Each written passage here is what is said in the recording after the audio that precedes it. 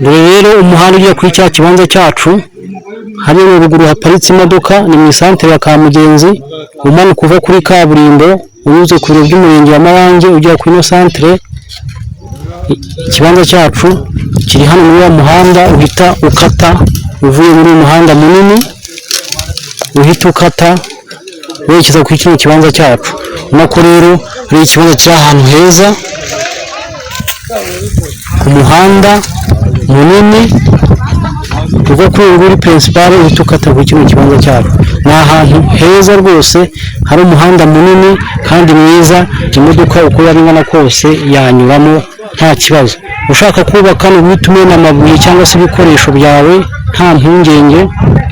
Amazi n'amashanyarazi birahari, itiyo inyuze kuri mu ruhande urwo hirya rw'uyu muhanda kuyakatisha hano biroroshye cyane. Amashanyarazi yarahari, amapoto ngaya hano nkuko ari ahantu heza ushaka kuhatura. Hari ibikorwa remezo, amashuri y'incuke arahari, amashuri ya primaire arahari, ivuriro riri hafi, isoko riri hafi, kuri kaburimbo hari Mayange mu Biryogo bya Mayange. Ahantu rero ni heza cyane ushaka kuhatura cyangwa se kuhakorera. Ahantu kwagura miliyoni 5 niho hantu hakiri kugura amafaranga makeya muri Bugesera, byongeyeho muri Mayange miliyoni 5 ku kibanza gifite mutation gifite icyangombwa n'amafaranga makeya ushobora guhita ugura ikibanza cyawe cyiza kigahita cyo mu mazina yawe ako kanya.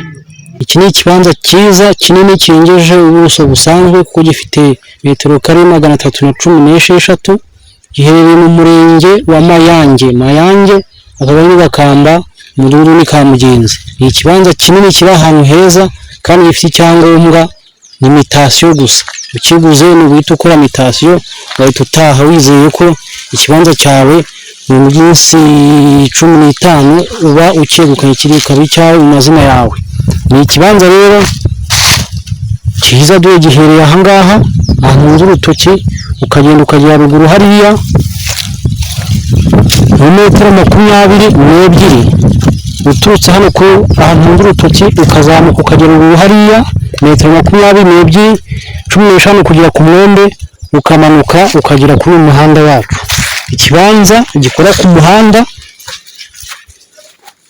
umuhanda mwiza munini ucamo imodoka, umuhanda uri ugenda ukagera mu isantere ya Kamugenzi. Bibutsa yuko isantere ya Kamugenzi uturutse kuri kaburimbo ku biro by'umurenge wa Mayange kuhagera n'amaguru ari 15 uhagenda n'igare ni amafaranga 400 yonyine. Nubwo ko ari ahantu hafi hagendeka kandi hari umuhanda mwiza.